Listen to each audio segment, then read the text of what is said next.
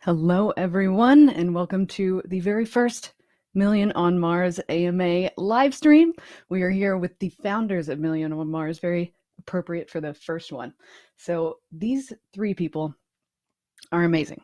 You know, because you have been playing the game, you're interested in what's going on, and these are the brains that have begun the thing. So we have our CEO, Carrie Waters, who has a massive background in technology and exits and all kinds of things. We have our incredible GM of games, Eric Bethke, who is a legend in the game industry. And we have Joel Boutros, who is an incredible principal architect and has a huge resume on his own. You can look us up. You can go to the website at milliononmars.com. You can go to .io and play the game. You can look up the information anywhere. So thank you so much for being here. We're really excited to do this. This is really cool. This is the very first of hopefully many, but thank you for being here today. So I'm going to welcome our three speakers for the day for the AMA. Welcome, you guys.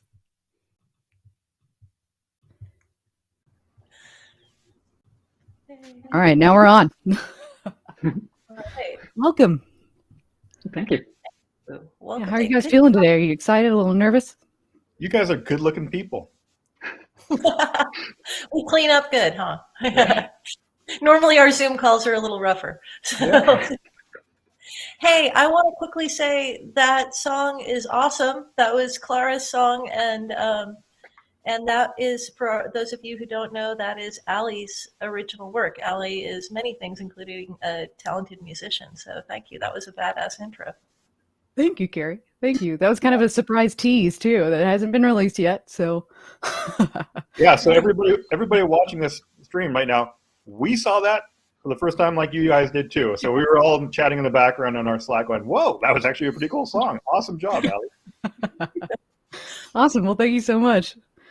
Cool. Are you guys ready to get into it? We got some hefty questions today. By the way, we got, what was it? I think we got over 100 questions total. We had to slim down a lot. We'll see how many we can get to today, but are you ready to jump in? I am. Absolutely. All right. Okay. The first one is for you, Carrie. We have one from Jade Priest. The question is, a storyline would enrich the user experience. Are there any plans for lore that ties the history of Mars' current activities and future developments? Oh, I am so glad that somebody asked this question. I'm really excited about this. Yes, we have.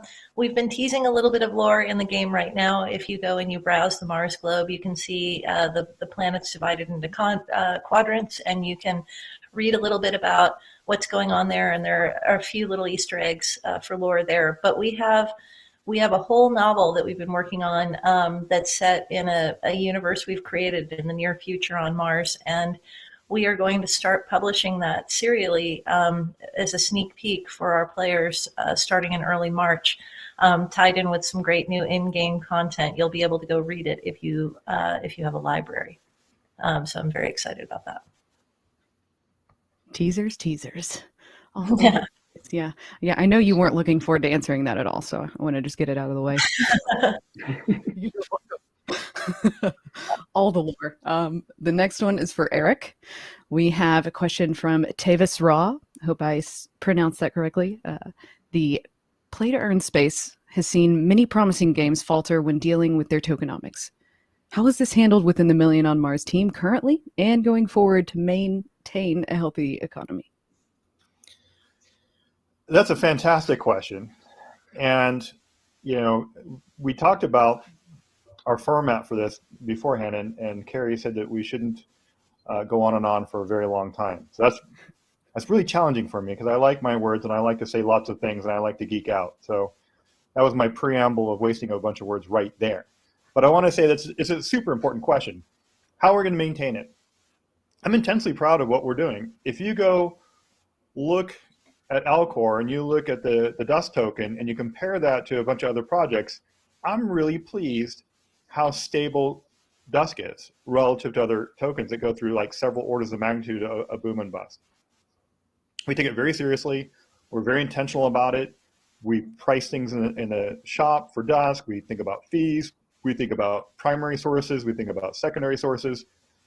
We treat this as a very first order piece of work for us internally. It's hard for me to boil this down to a simple answer. And I'm trying not to cast shade on other projects. But I would say it goes to the breadth of our team. We have a huge team. We have artists, we have engineers, we've Ali the musician, we've got creative work. And when you go build a play to earn game, I reject calling it a play to earn game. I think that's a bullet point.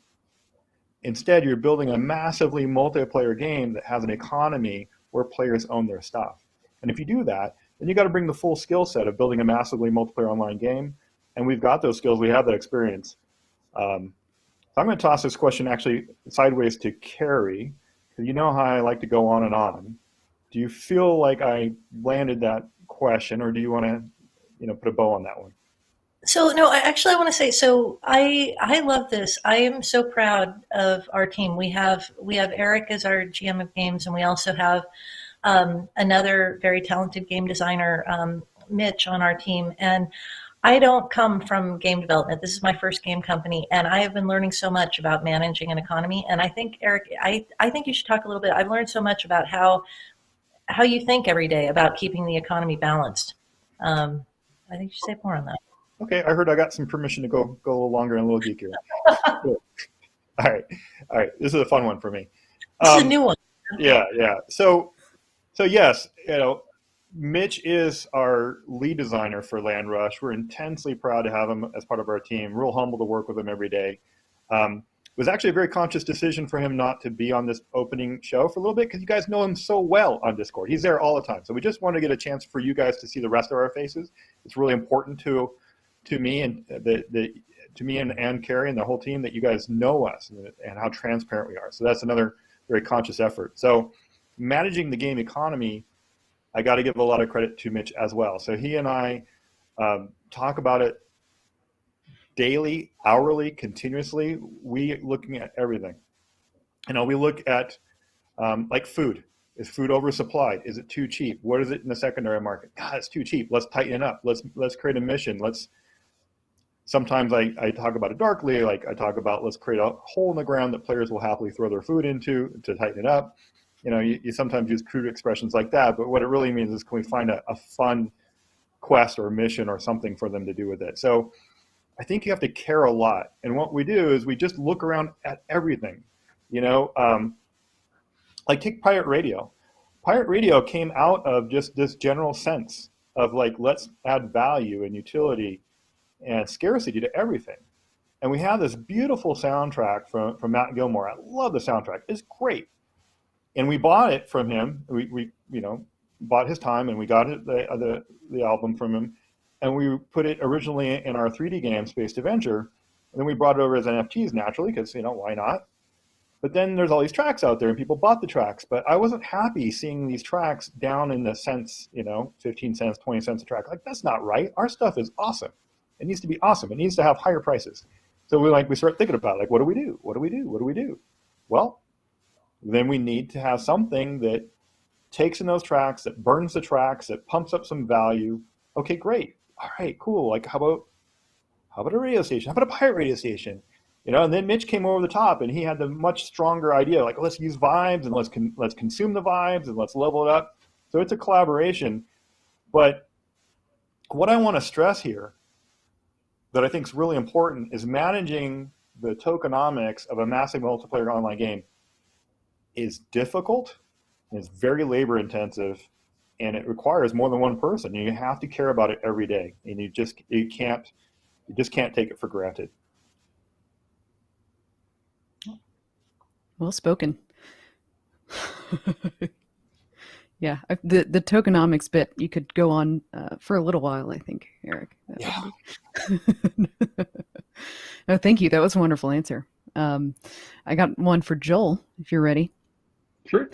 It is from Gevwa, number 9884, who says, the site is always laggy for me. It stops my momentum of clicking and exploring Mars. Any plans to ease that stress? Yeah, no, actually, it's that is pretty forefront on our minds. We're working pretty actively on it, which is why I get to joke about it a little bit. I shouldn't because you guys see, it's really about the output. We're hoping to clean up a lot of that as quickly as we can. We're seeing it too. I could dive a little bit into the details. I mean, there's lots of places where they could come up, and I think that as we're growing, and in fact, actually, kind of in system stuff, every time you add another zero to the number of players, you're doing more and more complicated things, and that's what's going on with us. And so we're improving things as we go. We're very tightly monitoring that. We're definitely listening to it. We're trying to pull the problems out of it and get that stuff to smooth up. We've got a lot in the queue that we're pretty excited about with it, and more that'll take just a hair longer, but also coming up really pretty soon. You've already shipped some perf-facing stuff. I think you go ahead and get a little bit more detailed. Like you got a roadmap. Give them a little bit more than yes, we know it's a high priority. Like go ahead, be a little bit more transparent. Yeah, sure. So on the client side, we do think that there's some memory stuff that's going on, and so we're looking at how to compress that better, how to take some of the duplicates out that we got within the memory space, and that helps up the client and its speed. There's been some feedback that particularly if you are on a mobile device and it happens to be not the newest or it's not a PC. A little constraint on memory, it gets kind of slow. And then over on the PCs, there's people with just lots of memory, but it does end up slowing down as well. And so we know that there's something going on with the memory on the browser part of it. And then there's the thing that the browser talks to, the backend, the servers. There's sort of a whole separate set of problems there. It's separate code, and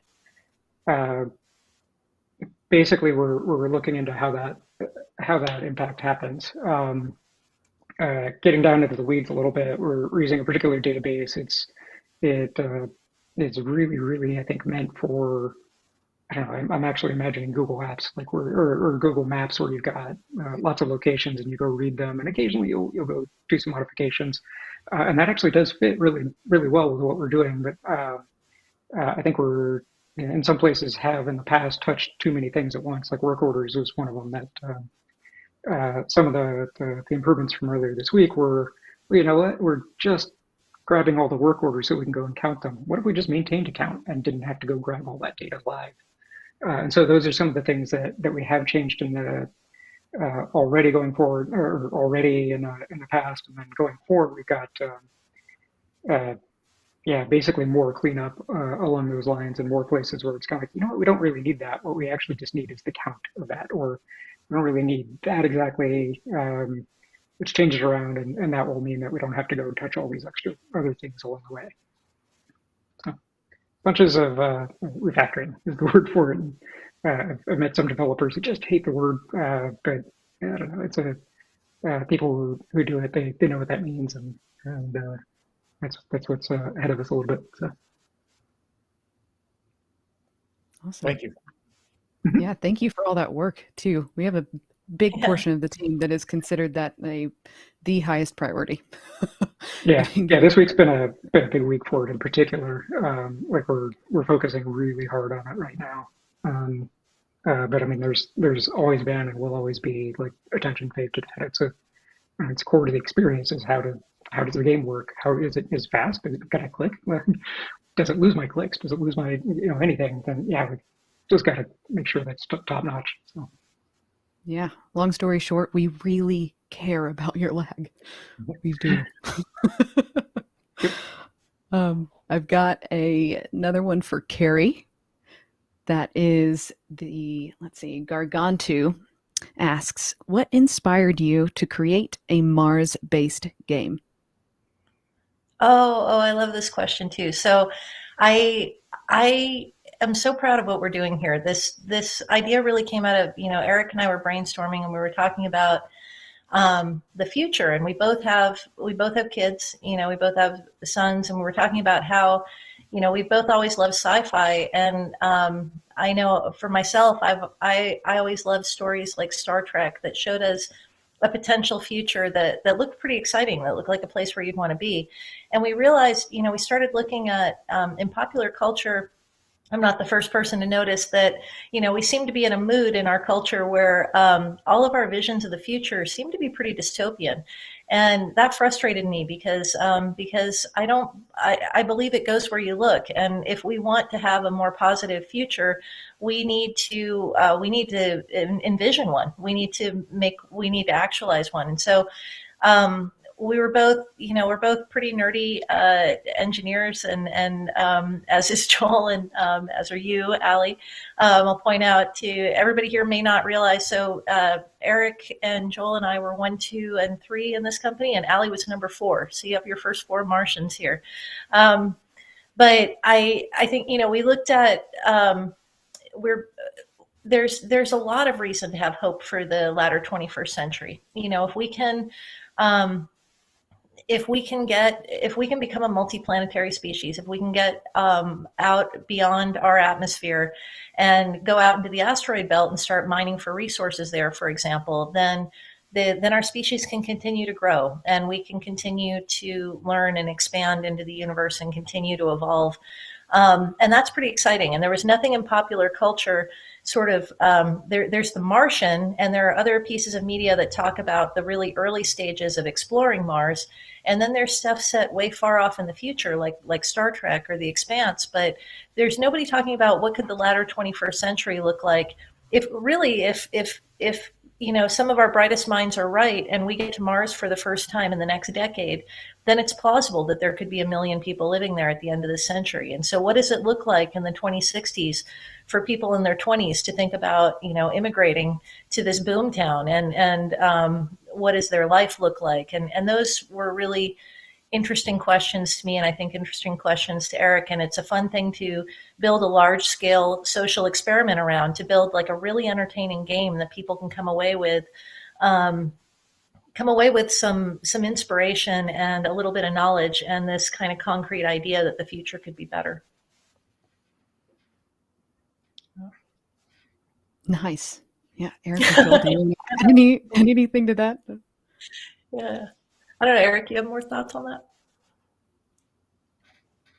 This is a formative passion for me. The very, very first thing that you can search for me anywhere online on the internet goes back to, I guess, calculating the years. It's the year's 1989 on Usenet. If you go look for it, it's an embarrassingly young Eric that loses his mind and says, "Why don't we just fucking go to space right now?" And I just throw all these F-bombs in there, and I just go to town. Like, we could just do it. Let's just go. And then I went on and I worked at the Jet Propulsion Laboratory and pursued a PhD, which I dropped out of, in space science. And I was focused on terraforming Mars and stuff. But then I got frustrated with the government stuff, and it's just slow. But I met lots of wonderful people, and I did a lot of cool things. But I still have this lifelong passion. And I share the same thing that Carrie talked about. Like, I believe as a society, as a civilization, as a species, I believe in missions, and I think we need positive missions. You know, there's a lot of shade casting out there in popular media against the billionaires that are involved in New Space 2.0. I think that's understandable angst, but misguided. I think we need positive futures. I think it's iconic to try to become multi-planetary. I think we must grow. I think we must challenge ourselves and be on this roadmap. Yes, we need to solve wealth inequality. That's something I hope maybe Carrie's got a question for in the future. You know, yes, we got to do, you know, better vertical farming, and we got to do stuff with, you know, rising sea level. Like, there's a lot of things we got to do, but space is so inspiring. I mean, you think about Gene Roddenberry and all his work, and, you know, I'm trying not to choke up here.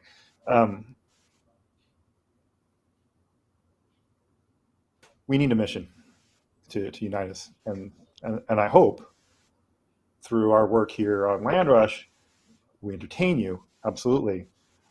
We also hope to, like, subtly teach you some of the stuff, some of the in situ crafting. We're trying to, you know, create a little bit of a movement here, and get some more energy in this direction.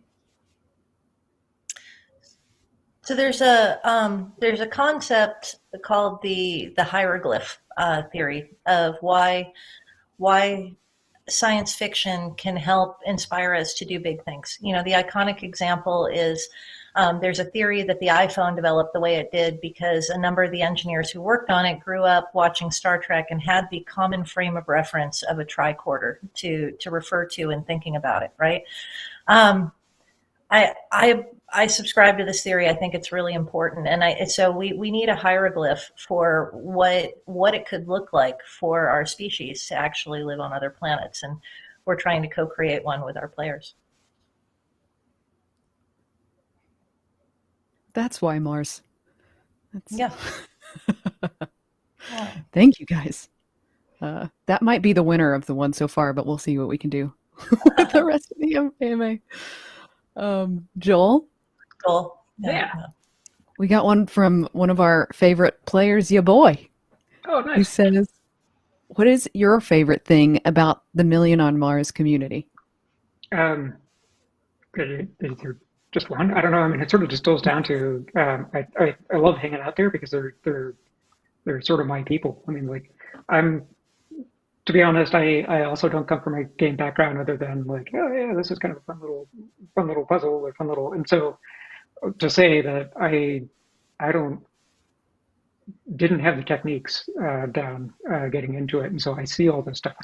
I'm just overwhelmed with, wow, these guys are really good at this and think about it in a whole different way than I did. And so I'm just stunned and impressed and just fun to hang out with and talk to. And so I waste a little more time than I should probably on Discord, just because maybe even if I'm not saying anything, just watching stuff go by is really funny. And so I don't know. I'm sure there are times when people see I've been idle all day or something, and then my thing is typing at the bottom, and it just disappears, and it's kind of like, no, this is cool. I'm just gonna watch. So yeah, I mean that's what I love about the community is just taking all this to a whole new level and having fun doing it. I'm addicted too. Like, I've at least the last 7 times I went shopping at the supermarket, I've been pushing my cart while reading general or founders chat. That's amazing.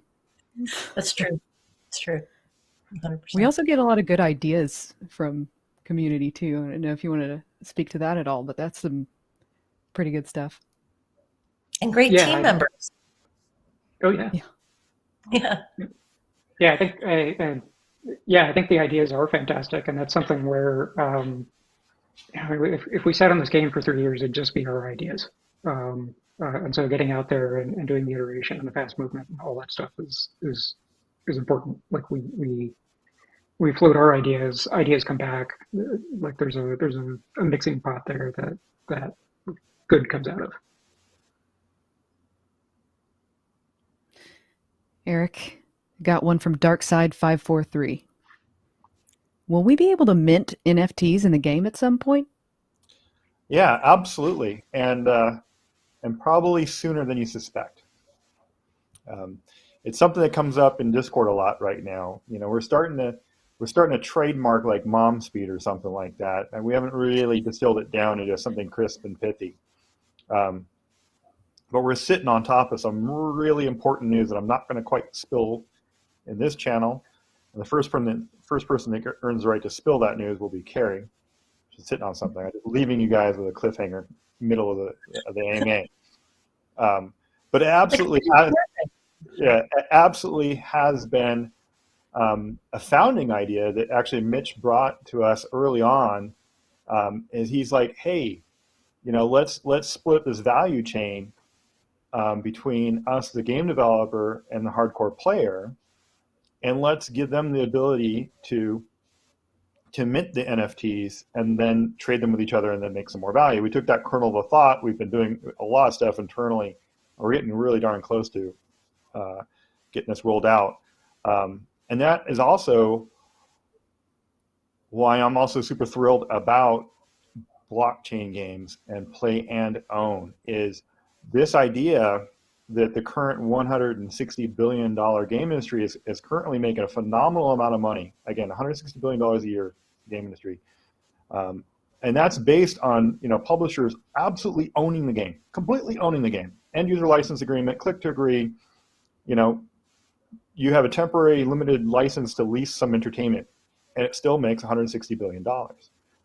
But now with blockchain games, we can say, no, this plot of land, this hexagon on Mars, 250 meters on the side, that's 40 acres of Mars. It's real Mars territory. And yes, we actually do use the real height map of that space from the HiRise instrument. And you can see it in the card back, and you can see the outline of it. And of course, if you play our Space Adventure game, you get to see it in much greater detail. But that's your part of Mars. You own that. You know, that's amazing. That's amazing. You know, but when we sell you drops on Nifty, you know, we are a business. We do need to make money. We need to pay people. So we're selling you stuff on Nifty. That's cool. And we're going to continue making cool packs. We're going to put a lot of creativity and we're going to sell you more stuff. But what would be cooler is if you guys were making that. That would be more cool. And so, you know, we see ourselves as like stewards,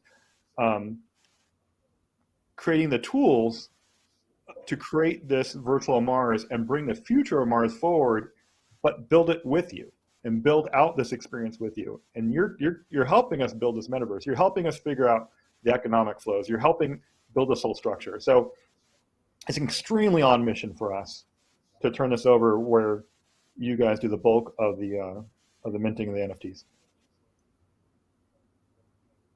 Heck yeah. Carrie, Primo speaking.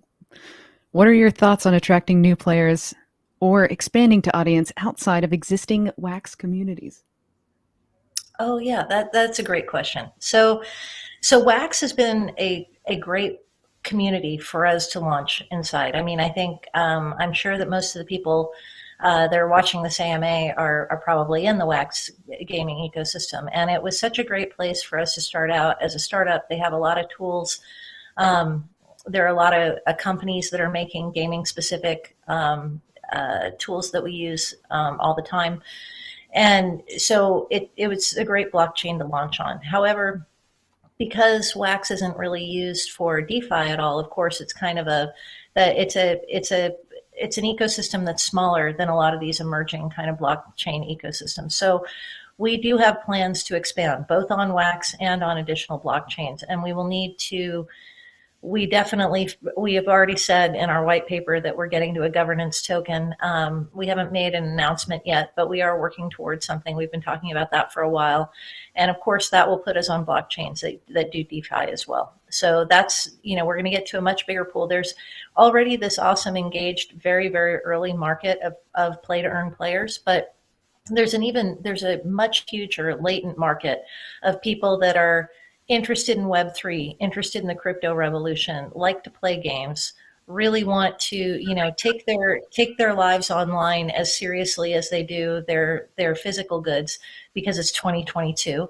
And so know that, want to really own their assets and their items, that in game. And that is how, Eric already said it, but that's how we think of ourselves, as a play and own metaverse company. We're building games and experiences inside the metaverse that allow you to own your assets. We're not trying to build a very shallow, quick kind of pump and dump schemes, which is why, we've laid the foundation for a sustainable economy and a really fun, engaging experience here on Wax, and we're going to be bringing it to a much bigger platform this year.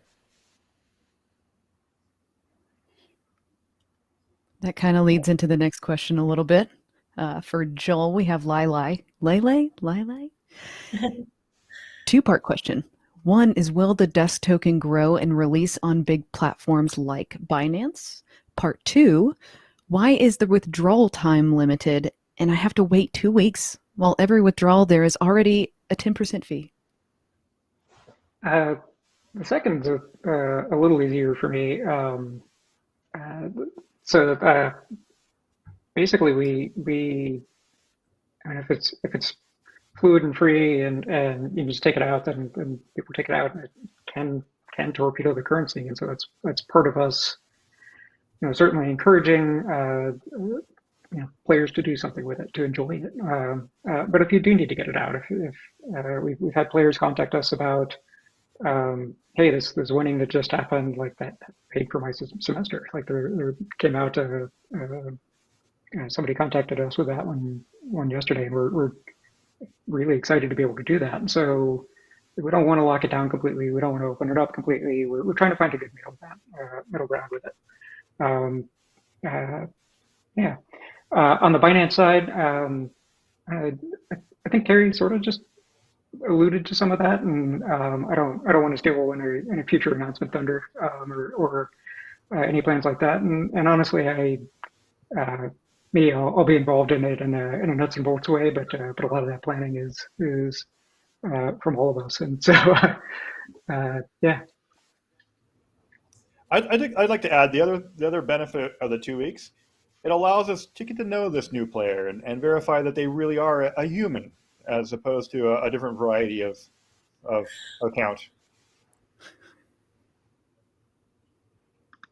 You want to talk about bots a little bit? You should probably talk about bots now. You were very mysterious. Oh, sorry. Tell us about some bots. Talking about vampires? Yeah. We're also a no vampire platform, right? Yeah. So we're not confused at all. We do not want bots playing our game. We do not want people multi-accounting our game. We do not. Not at all. Again, I stress it again. We are not confused. We are not chasing any kind of artificial DAU count. We are not saying, oh my gosh, look, we have 80,000 people on Twitter and we got 100,000 DAU, and they're all bots. Bots are bad, really bad. They're empty calories. We make games for humans. I'm a big believer that post-scarcity is coming. I'm a big believer. I love myself a robot. I love robots that do work for humans. I think that's a solution to so many different things. I think if a robot can go build a robot that goes and mines the ground and then processes that ground into silicon, and then it makes solar panels, that makes energy to make some more bots, that's awesome in the real world. But I'll be damned if we're going to take our human talent to go entertain bots inside our games. That's just going the wrong way, upside down altogether, right? The beautiful thing is to connect, some players play games for different reasons. Some players are very competitive. Some players want to explore. Some players want to be very social. Some people want to gamble. Some people, want to achieve very specific things. And people change all the time. I love that. I want to entertain people. Do not want to entertain bots. That's the romantic reason. But the other reason why I hate bots is it breaks our play to earn loops. If someone can just put it on autopilot, whatever the system is, from simple scavenging to simple mining to crafting things, you can always find a possible way to automate it. But if people automate it and just go with the dust, and the dust goes out to Alcor, that's going to cause the price of dust to fall, and then it just invalidates everybody's play, and it just spoils it. We wouldn't want to watch football where one team was all made up of like hyper robots that just destroyed the other team. Like it's just basic common sense. Bots should not be in our games. I love putting a nickel in you on that topic. I think we need a GIF. Bots are bad, Eric. GIF. Yep. All right, I'm on it. There you go. All right, let's see. Carrie, I got one from Lexi Bites. That is, besides the referral program, what do you think would be a good way to get people that are not on Wax into the game from your marketing hat perspective? Okay, so people that are not on Wax. Okay, that's oddly specific. I think there are a lot of people who already are on Wax that we'd like to get into the game. The people that are not on Wax, I think Wax themselves are doing a great job these days of making it easier and easier to onboard and get on their platform. The Wax Cloud wallet is really easy to set up. All of that is really great. And so that's, again, another reason why it's been so good for us to be on that platform. So part of it is going to be getting on additional blockchains and with our own governance token, having a little more freedom to address, players and get them on there. But I think, I think it's a bunch of things. I think partly we need more awareness. We need to get into more communities, which is real boots on the ground stuff that we're doing and that Jess on our marketing team is doing a lot of these days. By the way, if you're watching this in our community, we have an opening for a community manager. So we are looking for somebody who's very crypto native, who loves playing games, who lives on Discord and who wants to, just interact with these communities all day and work together to set up cross promotions and these types of things. So that's one way. And then another way is just we're continuing to add more and more features and more amazing ways to experience the platform. So getting people who are not on Wax onto the platform, comes to we're rolling out. You can see on our roadmap, it's on our white paper. It's linked from our website. We are going to be releasing settlements and habitats, so new features in the game that will make it possible for more people to cooperate and work together in gameplay, which will make it more fun to bring your friends in and communicate there with them, which I think is going to be great. Nice. We have a hot off the press, I think, coming from live chat. Thank you, Jess. If we could give some of our friends at Non-Fungible Gang some love. They asked, because the game is largely off chain, is it possible to burn NFTs into the system from a number of chains? Aren't they smart? Eric, you should get that one. That's a key feature. Right. They keep asking us all these sharp questions. We're going to get dangerously close to having a really strong hint. But yeah. A blockchain at the end of the day is a database and a ledger of activities that happened. And the way I think about it is you want to record very important, relatively low frequent things out on the blockchain. Because you want to be a good student. You want to be a good neighbor. You don't want to have something that you update on the chain constantly and annoy your other projects out there. That's some eludation from me. And so if you think about it as a low frequency, high important ledger, why not record it in multiple blockchains? And then why not also be able to burn from one, bring over to another? And then on the metaverse subject, some of the Carrie just talked about, we were looking for that community manager, looking for Discord cross promos. We are talking to a couple projects right now of some really genuinely cool integrated cross promos where you could earn NFTs in other projects by playing our game and vice versa. And I think there are some cool opportunities to gamify even the burning of NFTs back and forth.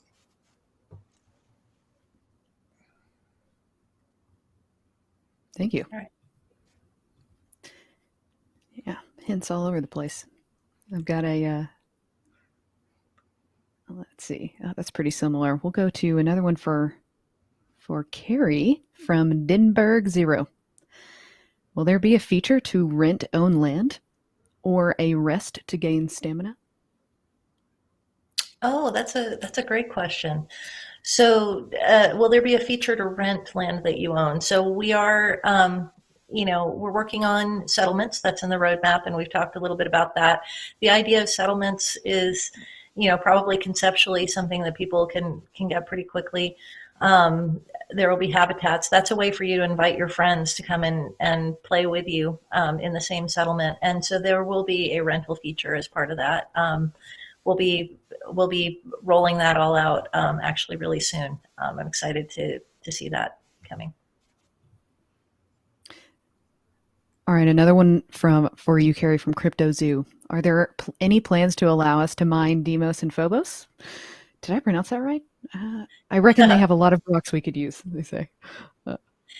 Yeah, so I want to take the first half of this, and then I think Eric should say some words on this. So I think we're also bringing forward a lot of narrative this year. So like I said, we're rolling out our novel serially starting next month, but we're bringing all that. We're bringing a lot more narrative into the game to help you really feel like you're on Mars. To help you really feel like geography matters. Your plot already corresponds to a unique lat long on the planet, but we have a lot of stuff that we've been, that we've been developing that we haven't rolled out yet. We have, for example, been working with the high resolution data that's available from some of the NASA rovers for some of the planet to get really high fidelity terrain for every one of those plots. Now you don't see it in the 2D game as it's expressed today because we're still really new and we've been focusing on the gameplay loops and the crafting and so on. But we do have a 3D experience that's in early access, and we do have thoughts about how to tie those together and roll them out in the future. And so both through gameplay and through our narrative world expanding and bringing in more stories from the near future on Mars, there's going to be a lot in narrative that's talking about everything that's going on, including possible spaceports on Phobos and Deimos, including asteroid mining, including some of this additional stuff. But specifically in game, Eric's been working really hard on a roadmap of stuff that may include missions like that. So maybe, Eric, do you want to talk about those? Yeah.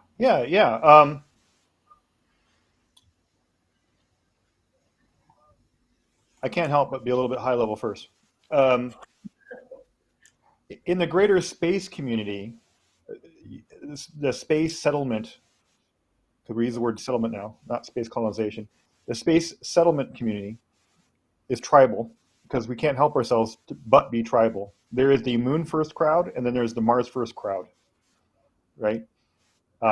We look like we're in the Mars First crowd, but we pride ourselves on being a bit purple. And we have to point out that Mars exists not in a solar system by itself, orbiting the sun by itself. There are other planets and asteroids. And so we're a bit omnivorous. Right here in my office, I have a delta V chart. I don't know if anybody's seen one of these before, but it's like a subway chart, and it shows you what kind of delta V does it take to get around the solar system. We're going to all these places. Just Mars happens to be the anchor planet around our narrative. And so we're going to have missions. You're going to be building spaceships. You're going to go out to the asteroids, but we're going to get there step by step and methodical. And we're not going to not be respectful of the lore, the science and engineering around it, and the game systems to get us there.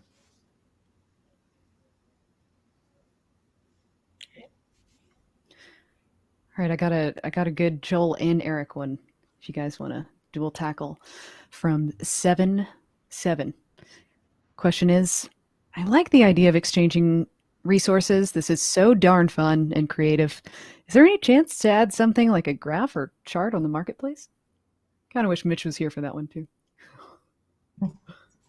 Yeah, I mean, we're certainly, the data certainly exists. Part of the performance stuff I'm doing is actually some amount of graph and infrastructure for that I think could be repurposed for it. I, I'm honestly much more focused on perf at the moment, but yeah, I mean, once we've got the ability to put charts in places, let's do it.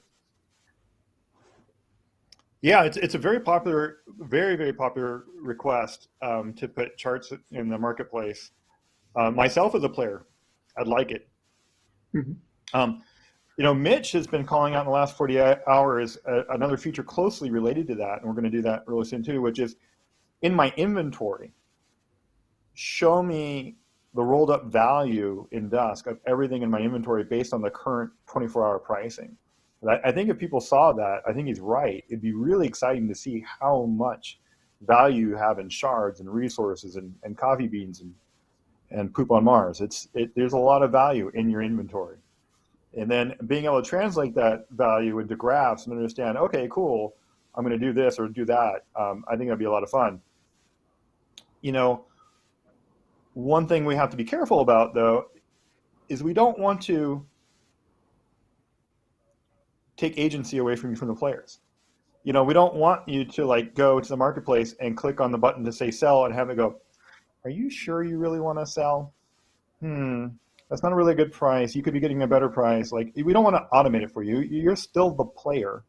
And the player to me is it's a spiritual thing. You must make your decisions. It's really, really, really important to me. So we'll do stuff probably a 24-hour trending graph, but we probably won't do candlesticks and volumes and all kinds of crazy stuff like that. It'll be notional, directional, but not in totality.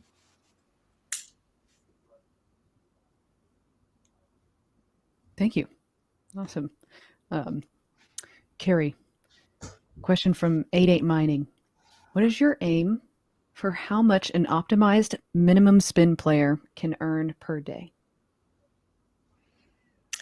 Yeah, so this is a great question. So I really love the way that this space, I love early stage markets. I really do. I've been in technology for a long time and and always in early stage markets. And I love the way that solutions emerge in spaces for one group of people and then they get broadened for a mass market. And so we have, it sounds like 88 Mining might be one of these players who's really focused on ROI in gameplay for play to earn, which I'm very proud that we have a game. Here's how we think about this internally.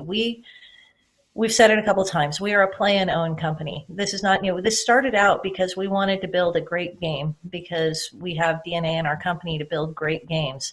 And then we wanted our players to have really strong property ownership because actually, so Eric wrote a book about digital property rights, in 2008, before NFTs even became a thing. So we were thinking about how do we give our players strong property ownership even before we started really becoming aware of what NFT gaming really was. So we started thinking about it from that perspective and started thinking, and again, just to get a little philosophical, similar to the hieroglyph concept, there's this concept of endowment theory, which comes from behavioral psychology and behavioral economics, which says that when you own an object, even if it's a commodity object, you tend to imbue it with more value. You take it more seriously. So when you develop a favorite coffee cup, it may be millions of other coffee cups, but this one's yours and it feels more valuable to you. So we were thinking about digital property ownership from that point of view. And we sort of stumbled into NFT gaming, which is totally aligned with our values. But there's a Venn diagram overlap with a different type of play to earn gaming, which is really focused just strictly on ROI. So to be really clear, we're capitalists. We're totally happy to make money and we want our players to make money. We actually believe in sharing the wealth with our players, but we want to do it in a sustainable economy. We're not optimized around being a pump and dump that's going to be a good place to show up, make some money really quickly and cash out. That's why we're so hard on bots and other things. So we do think about ROI for our players. We have players right now, when you say optimize minimum spend, first of all, we focus really hard on making our entry price achievable, very middle class. You can get in and start playing our game and start earning Dusk with just an access badge. And we sell those for $10 on Nifty Blocks. So you can come in for $10 and you can start scavenging, and you can start working and doing jobs, and you can earn your way into buying a land inside of the first month, which we're extremely proud of. And once you own land, you can start building it out. You can start developing more complex resources, and you can earn your way up. We have players who've started out that way that are making 100, 200 dusk a day, and that works out, right now at around, they're making 75, sometimes $100 a month, and that is amazing. We are stoked about that, and as long as we can do that and do that with an economy that's sustainable, which we believe we can do, we want to make this a great experience for people who are looking for ROI. But we think of it more like, and I would like to hear more from Eric on this too. But we think of it more of think of it as a little bit like poker. When you're playing, like we're running a poker room, right? So you come in to play a game. There are some people who are here to play professionally, and so if you're playing with a high degree of skill and you've devoted a lot of time and energy into getting great at this game, you probably can make a great ROI. There's still a little element of risk. There's an element of chance. We can't take, there's a random number generator involved in our loot tables. So you can't totally guarantee with skilled gameplay a specific ROI, but in general, you'll see one. But it's also just a really great, fun, engaging game where you can learn a lot, even if you're not focused on that. I don't know, Carrie. You did just a freaking solid job on that answer. You didn't give me a lot of gap space to work with there. Sorry. I gave an Eric answer. There you go. Good problem. I'll say that my vision is for massively multiplayer games to be healthy, you need gameplay systems that appeal to the different types of players. You need stuff for the socializers to do. You need stuff for the achievers to do, explorers, competitive people. So while it's nice to say, hey, what do I need to do? Spend $50, $100, bam, it's it. I'm going to make ROI in 40 days? Great. And I'll come back and I'll pick up my pennies. Good. I'm not dissing it. I'm just saying that's one tool in the tool chest. That's just one game system. We will build rover versus rover PvP battle systems and arenas and battlegrounds. We're going to build habitats and settlements where there's probably going to be a decoration sub-game in there, right? We've got so many cool things coming. It's going to appeal to lots and lots of players. So we will provide some simplified ROI-facing game systems, but we are so much more than that.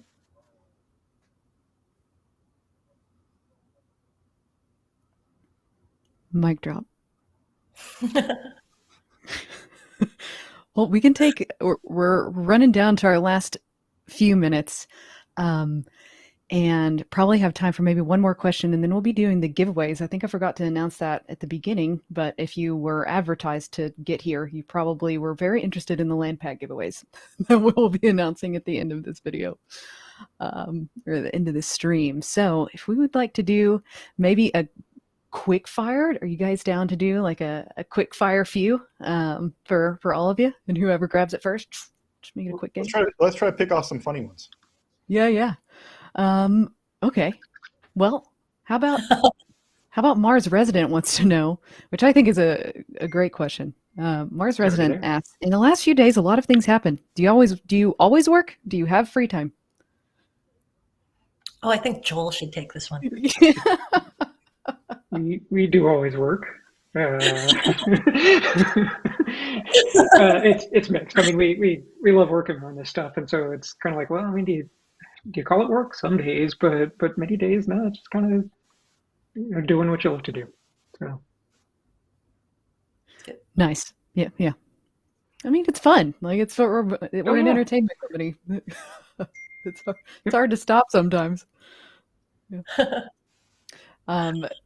Green Tongue Man wants to know, will there ever be animals on Mars? Not farm animals, but maybe weird creatures that lay special eggs. I love this question. I think that was my favorite on this list. I'll take half of it and I'll give it to Carrie. Not going weird, but lots of creatures do lay eggs. I think the first animals on Mars will be insects. I'm a big fan of bees. I think bees will be there.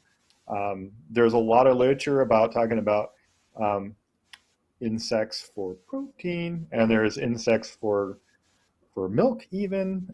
There's a lot of things you can do with insects, and we'll probably be exploring some recipes about that this year. So I think insects will have the first pause on Mars in the animal kingdom. Follow up on that one, Carrie. Okay, all right. Request. The weird animals for me. No, so I think, look, I agree. I think we touched on this briefly earlier, but we are big true believers in that humans do need to expand beyond Earth, and we need to settle somewhere. Mars seems like a good first target, in part because we're not great at coming into harmony with our environment and the resources available. We're kind of taking too much from Earth. And if we want our species to continue to grow, we have to expand, right? But that also gives us opportunities where we have some redundancy and we can deal with some of the problems we have on Earth in space. So like Eric said, if we bring bees to Mars, there's a problem with bee colony collapse that's caused by varroa mites. We could bring colonies that are not afflicted with varroa mites to Mars and have some redundancy on bee species. We could also bring chickens. Chickens are great at providing compost. They may even be able to fly in the 1/3 gravity. I think we'll see, and we'll need earthworms to make soil, so we'll start to see some animals there. And then the last thing I was going to say is in narrative, you guys are about to see a new intro video that's coming soon. And rumor has it there might be a stowaway cat. So we'll have to see where that goes. I just got to say, my heart warmed thinking about chickens being able to fly one day. What if we could provide that for the chicken community? I would be beside myself. Maybe there's a chicken. Do it. People on Mars have flying chickens. Everybody's happy. Everybody's happy. Well, thank you guys so much for doing this. Really appreciate you taking the time. I know nobody's busy, so you didn't really have to go out of your way. It was. But thank you anyway. Well, thank you for being the moderator with the mostest, Callie. Thank you very much. And yeah, honestly, thank you to everybody sending in some questions in here. Like, there are literally more than 100 left that we didn't get to. We'll have to figure out internally how we can catch up here with these questions, because it's all about you guys at the end of the day. I mean, a game doesn't work unless it has players. Yeah, curiosity is a good thing. Let's reward it. Indeed. Well, the Million on Mars community. We have the best community. Indeed. All right, you guys, stick around here on the stream, and I'm gonna kick off Founders here. I'll see you guys on the work chats, and we'll be announcing winners here in just a moment. All right. Thank you. Thanks, guys.